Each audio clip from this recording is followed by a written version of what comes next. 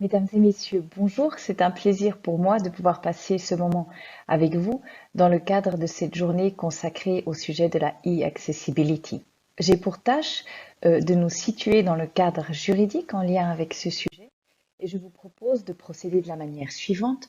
Tout d'abord, nous allons regarder qu'est-ce que contient le droit international et en particulier la Convention de l'ONU relative aux droits des personnes handicapées. Nous regarderons ensuite attentivement quelles règles s'est donné la Suisse au niveau de la Constitution, de la législation fédérale et cantonale. Nous allons voir aussi de quelle façon ces droits ont été concrétisés, ou comment est-ce qu'ils sont en train d'être concrétisés au niveau technique. Et ce que nous ferons ensuite, c'est un retour en arrière, c'est-à-dire de se poser la question de savoir dans quelle mesure est-ce que le cadre juridique que nous nous sommes donné correspond aux exigences du droit international. Et ça, nous le ferons fonder sur l'analyse. Et en ce sens, le sujet a une actualité qui a été faite par le comité de l'ONU relatif aux droits des personnes handicapées au printemps de cette année. Nous aurons encore du temps, je l'espère, après, pour faire un regard vers l'avant, de voir où en sommes-nous et qu'est-ce que ça signifie, quelles sont les prochaines étapes dans ce domaine au niveau du droit. Je suis après volontiers à votre disposition pour des questions, pour un échange. Tout d'abord, que contient cette Convention des Nations Unies relative aux droits des personnes handicapées qui a, pour rappel, été ratifiée par la Suisse en 2014? Alors tout d'abord, à l'article 5, une interdiction de discrimination qui est posée de manière très générale. Alors vous allez peut-être vous dire, mais qu'est-ce que ça a à voir avec la e-accessibility? Mais en quelque sorte, c'est la base de ce que contient la Convention des Nations Unies, c'est-à-dire qu'elle pose une interdiction de discrimination qui doit être respectée par l'État, concrètement par la Suisse, qui doit prendre les mesures nécessaires pour faire en sorte que les personnes handicapées en situation de handicap ne soient pas discriminées en Suisse, et ce également dans l'accès aux moyens d'information, de communication. Nous avons un point important qu'il faut relever ici, c'est la question de savoir mais qu'est-ce que ça veut dire exactement une discrimination? Et là, la Convention clarifie un point qui est important et qui est important aussi en lien avec le sujet qui nous préoccupe aujourd'hui, c'est-à-dire si vous regardez cet article 2 que vous voyez maintenant sur le slide, c'est que la discrimination fondée sur le handicap comprend toutes les formes de discrimination, y compris le refus d'aménagement raisonnable. Et vous avez ensuite la définition de ce que la Convention entend par aménagement raisonnable et on lit que ce sont les modifications et ajustements nécessaires et appropriés n'imposant pas de charges disproportionnées ou indues qui sont apportées en fonction des besoins des personnes en situation de handicap pour leur assurer l'accès à l'information, à la communication, entre autres. Donc, on retient qu'au niveau de cet article 5 de la Convention, lu avec son article 2, c'est que c'est une obligation de la Suisse de ne pas discriminer les personnes en situation de handicap, également dans le domaine de l'accès à l'information, et de prendre les mesures nécessaires à ce sujet, que si ces mesures ne sont pas prises, on est en présence d'une discrimination qui précisément est interdite par la Convention. Nous avons ensuite l'article 9 qui est spécifiquement dédié à la question de l'accessibilité. Et là, également, nous avons un droit des personnes en situation de handicap qui est ancré, soit dans le but qu'elles puissent vivre de façon indépendante et qu'elles puissent participer pleinement à tous les aspects de la vie, ça c'est l'alinéa 1, il y a l'obligation des États d'assurer leur accès notamment à l'information et à la communication, y compris au système et technologies de l'information et de la communication. Et ensuite, vous avez concrétisé ce que cela signifie. Donc, la Suisse va devoir prendre, là aussi, des mesures pour assurer que les barrières à l'accessibilité soient supprimées, notamment en ce qui concerne les services d'information, de communication, y compris les services électroniques et les services d'urgence.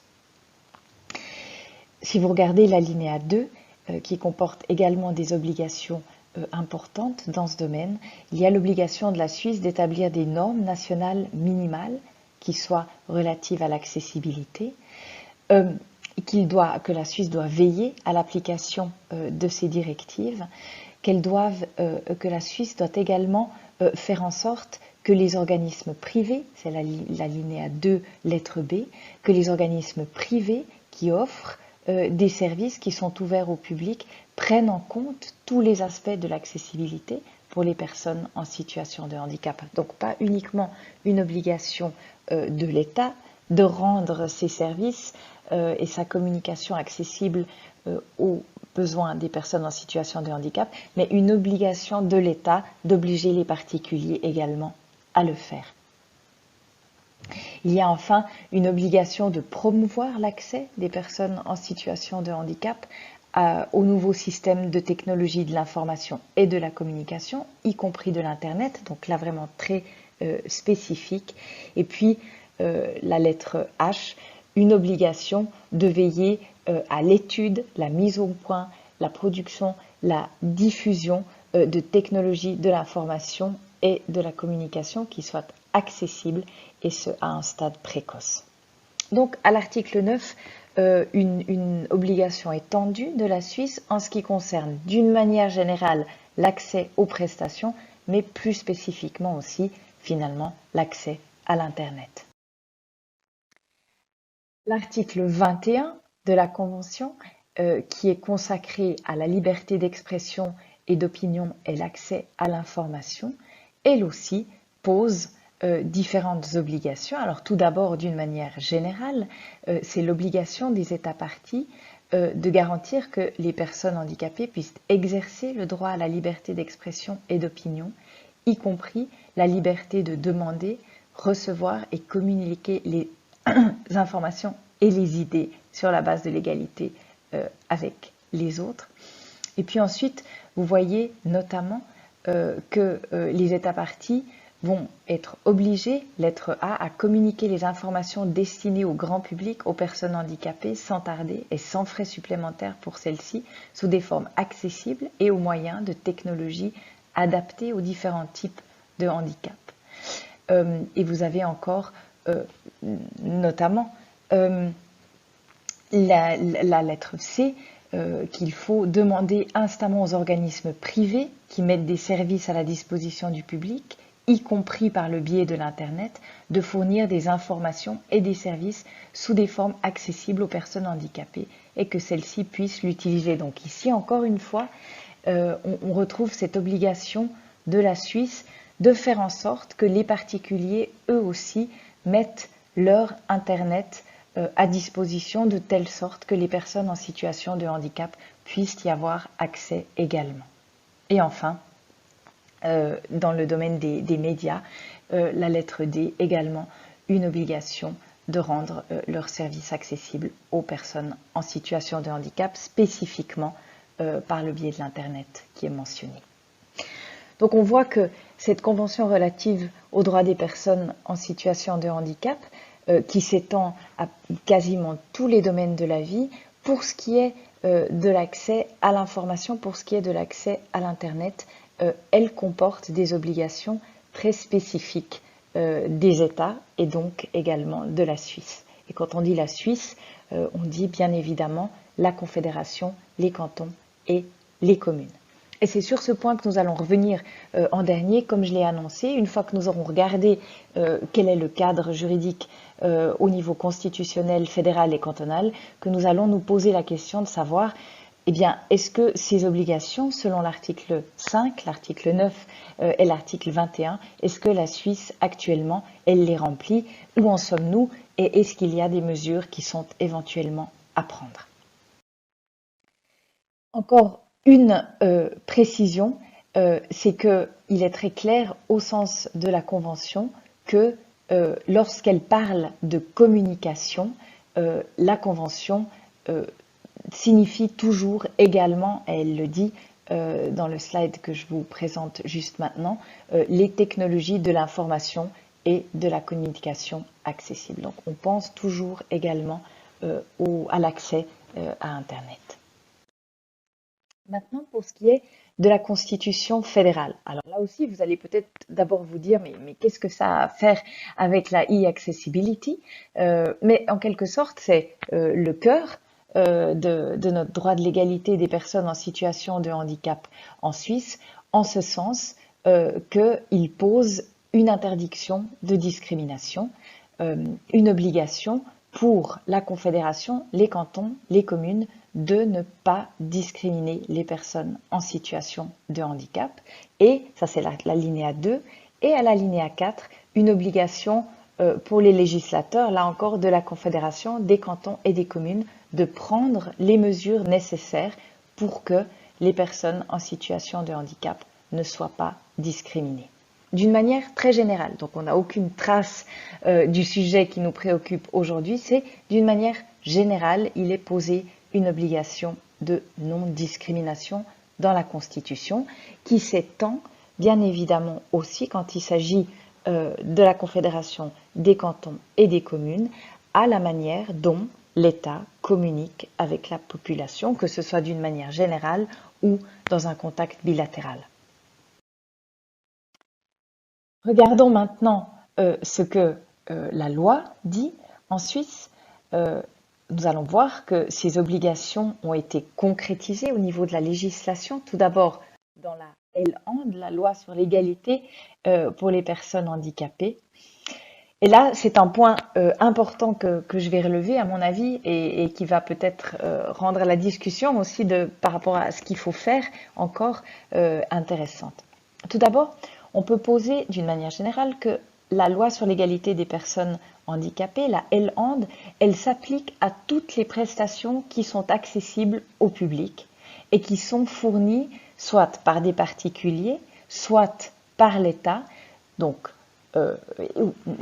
soit par l'État, soit par une entreprise qui est active dans un monopole de la Confédération. Donc ça, c'est le champ d'application de cette disposition qui est très générale. Encore une fois, ce sont toutes les prestations accessibles au public et une catégorie de ces prestations, ce sont celles qui sont proposées sur Internet. Donc ça, c'est le champ d'application. Et ensuite, et c'est là que ça devient un petit peu plus compliqué, c'est que la loi, elle s'applique à tous les prestataires, donc à tous ceux qui proposent leurs services, entre autres par Internet, à la population. Mais par contre, il y a une grande différence au niveau des obligations matérielles. Qu'est-ce que ça veut dire? Ça veut dire que pour ce qui est des particuliers, donc d'une entreprise privée qui propose des services par le biais d'Internet, nous avons des obligations, ou une obligation très très limitée, et ça c'est ce que nous disent les articles 6 et 8 alinéa 3 de la LAND, c'est-à-dire que la seule obligation que les particuliers ont, c'est qu'ils ne doivent pas discriminer.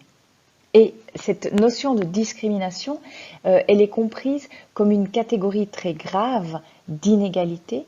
Le tribunal fédéral l'a même réduite à son essentiel, je vais le dire, mais pas vraiment dans le bon sens du terme, au niveau du degré de protection. C'est-à-dire que dans sa jurisprudence jusqu'à présent, le tribunal fédéral a décrété qu'une discrimination était donnée lorsque les motifs qui conduisent à refuser l'accès à une personne sont des motifs mauvais, lorsque le but est de mettre à l'écart la personne concernée. Et que si ces motifs font défaut, on n'est pas en présence d'une telle discrimination. Donc, je vous laisse imaginer ce que ça veut dire par rapport à la question de la e-accessibility. Dans cette constellation, on n'est pas confronté à des problèmes d'exclusion des personnes en situation de handicap parce qu'on n'a pas envie d'être confronté à ces personnes-là. On a bien plutôt des questions qui se posent au niveau de la réalisation technique d'une accessibilité, de la prise de conscience, des mesures à prendre pour réaliser cette accessibilité technique, mais on est dans la plupart des cas, voire même dans tous les cas, bien loin d'une discrimination telle que la comprend le tribunal fédéral, c'est-à-dire une discrimination où on dirait je ne te laisse pas entrer dans ce restaurant parce que tu es une personne handicapée et qu'en tant que personne handicapée, tu vas déranger les autres personnes qui sont dans le restaurant. Voilà. Mais encore une fois, À l'heure actuelle, c'est l'unique obligation auquel sont soumises les entreprises privées, les particuliers, lorsqu'ils proposent des prestations sur Internet. Et on peut, à contrario, dire que ces particuliers n'ont aucune obligation d'adapter leurs prestations sur Internet aux besoins des personnes en situation de handicap. C'est aujourd'hui l'état actuel de notre droit tel qu'il est ancré dans la loi sur l'égalité pour les personnes handicapées. Tout autre sont les obligations, en revanche, de la Confédération, des entreprises qui travaillent dans un monopole de la Confédération, ainsi que des cantons et des communes. Je vous épargne les détails, je vous le dis, mais je suis très volontiers à votre disposition si vous avez des questionnements à cet égard. Mais pour ces acteurs-là, on peut déduire de la LHAND une obligation d'adapter leurs prestations proposées sur Internet aux besoins des personnes en situation de handicap. La LHAND a concrétisé cette obligation en ce qui concerne la Confédération, l'article 14 alinéa 2, où il est stipulé que dans la mesure où les autorités offrent leurs prestations sur Internet, l'accès à ces prestations ne doit pas être rendu difficile aux handicapés de la vue. Une limitation de cette disposition aux personnes handicapées de la vue, il est intéressant, rigolo, au niveau du processus législatif, de constater que dans l'ordonnance qui est censée concrétiser cette disposition, on a tout d'un coup l'obligation qui est plus étendue. Vous voyez à l'alinéa 1, l'information et les prestations de communication ou de transaction proposées sur l'Internet doivent être accessibles aux personnes handicapées de la parole, de l'ouïe, de la vue ou handicapées moteurs. Nous avons ici un renvoi à des standards informatiques du consortium World Wide Web.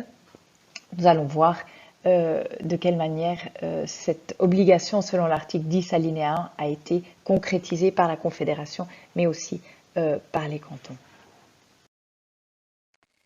Nous avons une disposition intéressante dans la loi sur la poste, l'article 32 alinéa 3, qui stipule que les prestations, on est dans le cadre des services de paiement relevant du service universel, les prestations doivent être accessibles de manière appropriée à tous les groupes de population et dans toutes les régions du pays. La Poste organise l'accès en tenant compte des besoins de la population et elle garantit aux personnes handicapées un accès sans entrave aux services de paiement électronique. Ce qui est intéressant, au-delà du droit constitutionnel fédéral et de la législation fédérale, de regarder rapidement ce qui a été prévu au niveau des cantons. Et à ce jour, on peut dire qu'il y a surtout les cantons de Bâle-Ville et de Genève au niveau de leur constitution qui se distinguent des autres cantons, en ce sens que ces deux constitutions prévoient un droit des personnes en situation de handicap à l'accès, entre autres, aux prestations et qui s'adressent également aux particuliers. C'est-à-dire qu'il y a la possibilité pour les personnes handicapées dans ces deux cantons de pouvoir exiger aussi d'entreprises privées qu'elles adaptent leurs prestations sur Internet également aux besoins des personnes en situation de handicap, à leurs besoins. Ensuite, au niveau de la loi, nous avons deux cantons à ce jour, les cantons de Bâle-Ville et du Valais, qui se sont donné une loi relative aux droits des personnes en situation de handicap. Je vous ai donné les titres exacts dans la présentation, si jamais ça vous intéresse particulièrement.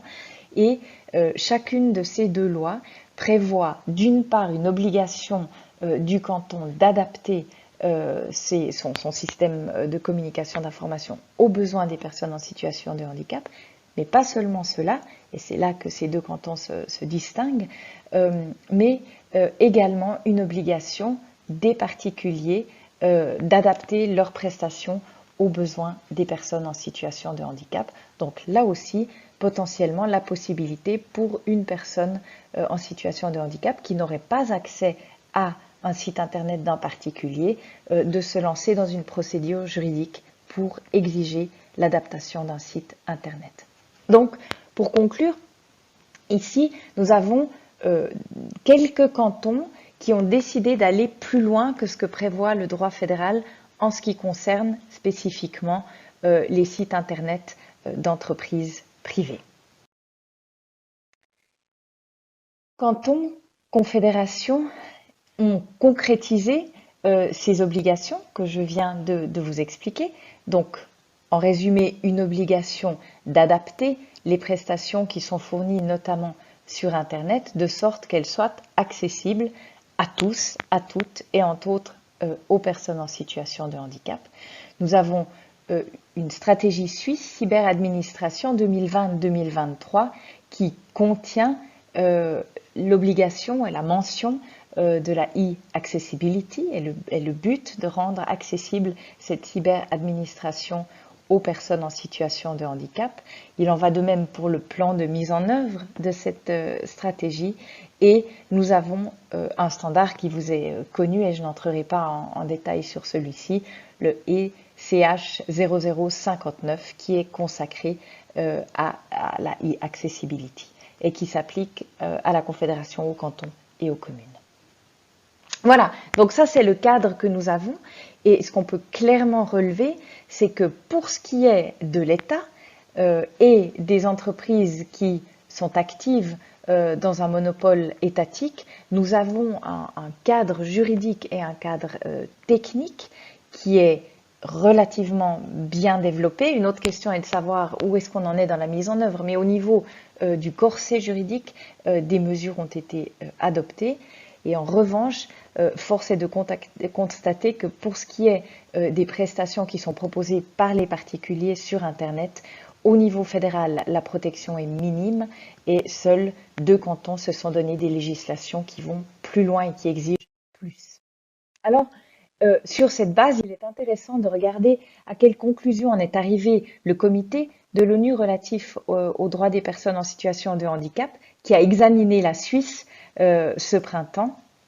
Et ce comité a été très très critique à l'encontre de la Suisse. Il a constaté par rapport à l'article 5 que la Suisse ne protégeait pas suffisamment les personnes en situation de handicap, notamment lorsqu'elles sont confrontées à des discriminations qui proviennent de particuliers.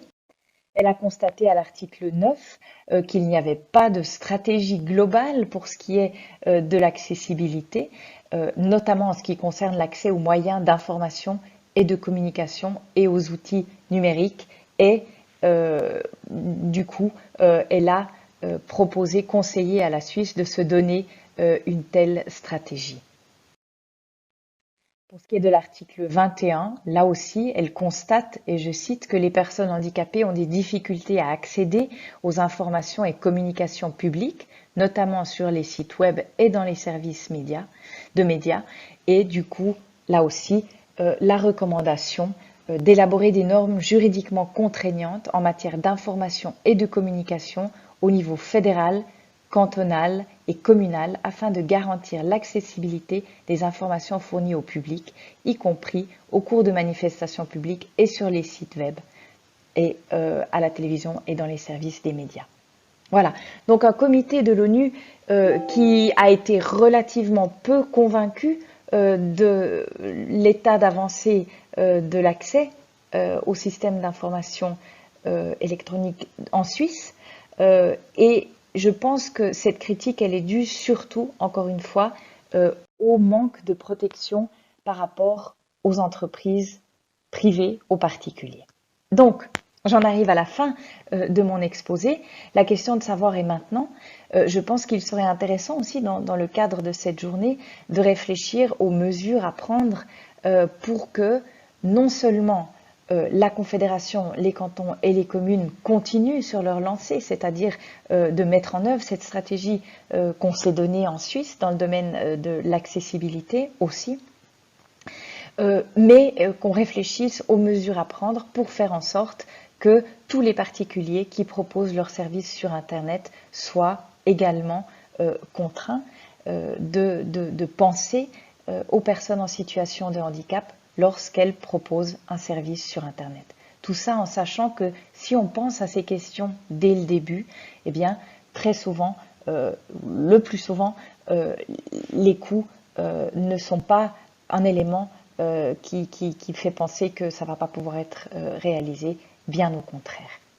Voilà, je vous remercie beaucoup pour votre attention et je me tiens très très volontiers à votre disposition pour toute question ou besoin d'informations complémentaires. Merci.